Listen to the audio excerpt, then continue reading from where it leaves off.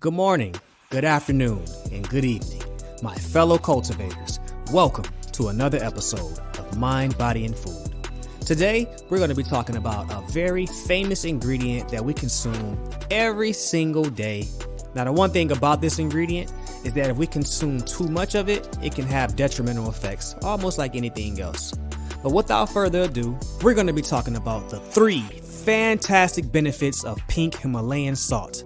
Number 1, a healthier alternative. What is salt?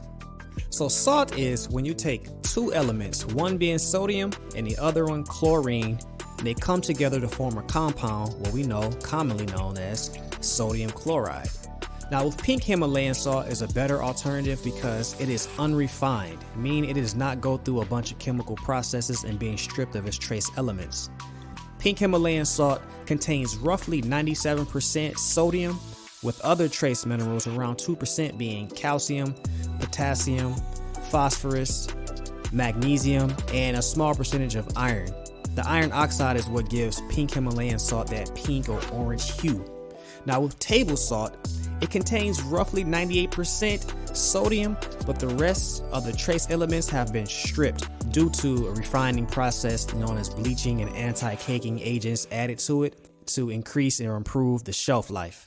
Also, I like to add that with table salt, did you know that 1/3 of table salt contains glass and sand?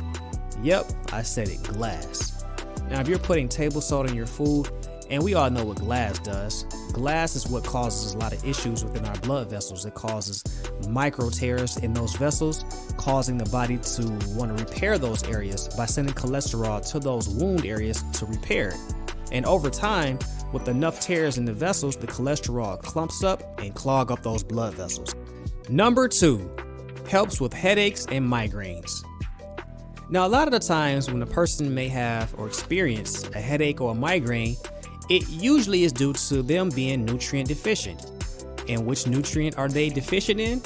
Yep, sodium. Not salt, but sodium. You get the sodium from the salt, and in this case, primarily pink Himalayan salt. Now, when a person does not have enough sodium flowing around in their bloodstream, they're going to be diagnosed with a condition known as hyponatremia. Now, normal levels of sodium should be between 135 to 145 milliequivalents per liter. Anything less than that is hyponatremia, and anything higher than 145 is hypernatremia. But in this case, we're going to focus more on the low number because a lot of people do not get the necessary sodium that they need. Instead, they end up consuming too much salt. Now, what's the correlation between salt and high blood pressure? Think of salt as like of an attractive person or a celebrity. Anywhere that attractive person or celebrity goes, that's where all their fans and other people are going to follow. So wherever salt goes, water will follow. The difference between pink Himalayan salt and sea salt, pink Himalayan salt draws the sodium in the water into the cells, which provides you with better hydration. Now, table salt, since we talked about it earlier, contains glass and contains a percentage of sand. It draws water outside of the cells, so the sodium never gets into the place that it's supposed to go. So when you have a lot of water flowing outside of the cells, that primarily is what increases your blood pressure, which causes high blood pressure.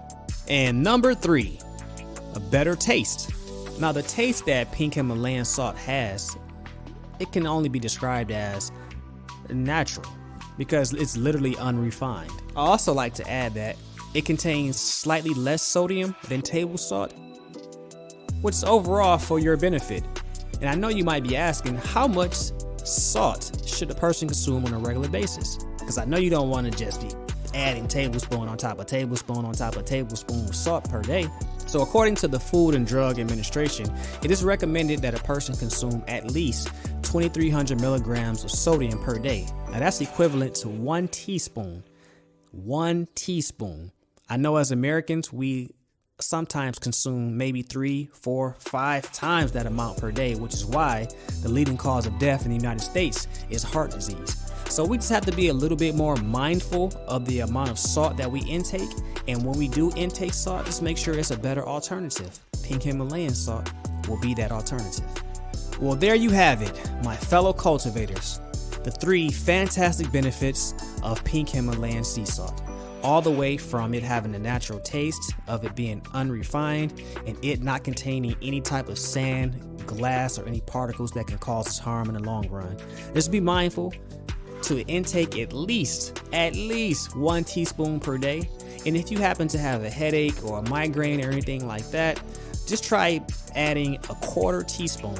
Let's just say if you're drinking your regular water per day, your 8 glasses of water per day, just maybe add a 1/4 teaspoon of pink Himalayan salt, swirl it around so it dissolves in probably 2 of those glasses, maybe even 1, and your headache and your migraine should be gone within 15 minutes. Give it a shot and let me know if it worked for you in the comments. And until next time, we out of there.